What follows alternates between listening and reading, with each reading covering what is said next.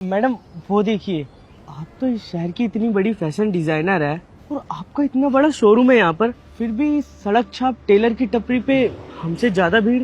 इस बुढ़िया का कुछ ना कुछ तो करना पड़ेगा। बहुत गंदगी मचा रखी है ना इसने शोरूम के बाहर। लेकिन मैडम हम करेंगे क्या? चल मैं बताती हूँ। ठीक है। आइए मैडम जी, नमस्ते। बताइए क्या बनवाएंगे आप? नमस्ते। हमें वैसे कुछ बनवाना नहीं है। आपका नाम क्या है? नाम कमला देवी। ओ कमला देवी जी, कैसी हैं आप और आपका काम कैसा चल रहा है? वैसे कितना कमा लेती हैं आप?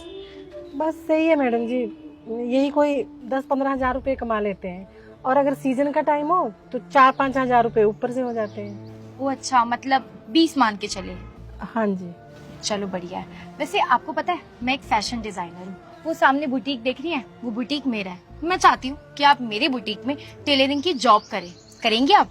पर मैडम जी, डिजाइनर क्या होता है, बुटीक क्या होता है, ये सब हम नहीं जानते। हम तो बस सिंपल से सूट सीते हैं और ब्लाउज बनाते हैं।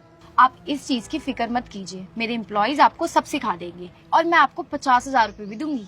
क्या 50,000 रुपए?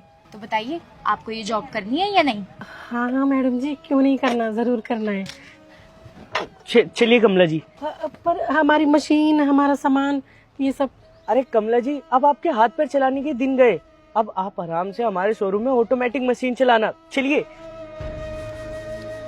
चलिए चलिए चलिए।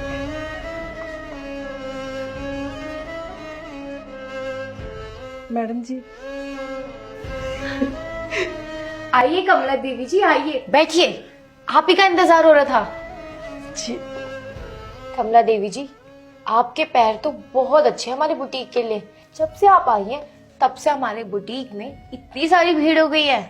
पर मैडम जी, तब से हमसे किसी ने कुछ काम ही नहीं करवाया। कोई बात नहीं कमला जी, ये तो होता ही रहता है। वैसे आपको तो पता ही है ना, आजकल कोई सूट और ब्लाउज नहीं बनवा रहा होगा। वैसे आप खाली बैठी हैं तो कुछ ना कुछ तो करना ही होएगा ना। तो आप एक काम कीजिए, आप पूरे शोरूम में ना थोड़ा सा झाड़ू पोछा लगा दीजिए। आप खाली भी नहीं बैठेंगी और बोर भी नहीं होंगी। ठीक है? ठीक है।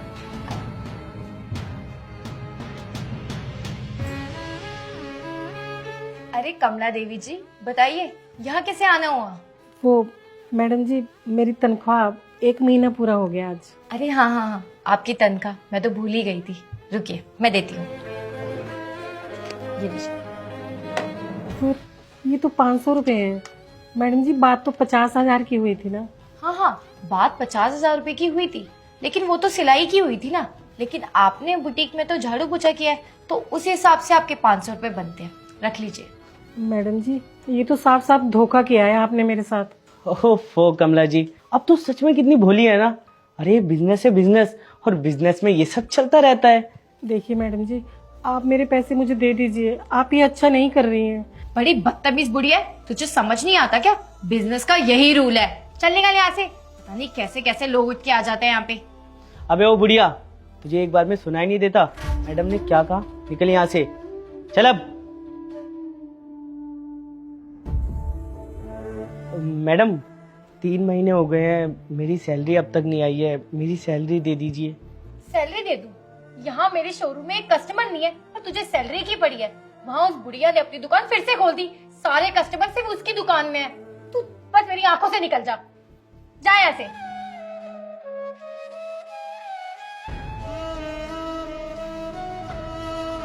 आंटी जी।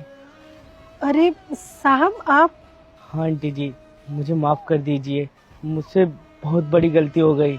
मैंने आपके साथ ना जाने कितना बुरा बिहेव किया। अरे नहीं नहीं साहब, ऐसा मत कहिए। कोई बात नहीं। आंटी जी ये लीजिए, ये आपके पैसे। मेम साहब, आप? और ये पैसे तो? नहीं नहीं आंटी जी, ये आप ही के पैसे हैं, आपके हक के पैसे हैं। मैंने तो आपके हक के पैसे भी छीन लिए थे। मुझसे कितनी बड़ी गलती हो गई। मैंने ये सोचा था कि मैं अगर आपको खरीद लूंगी इन पैसों के बदले तो मेरा शोरूम चल जाएगा, मैं मार्केट खरीद लूंगी। लेकिन ये मेरी गलती थी, ऐसा नहीं हुआ।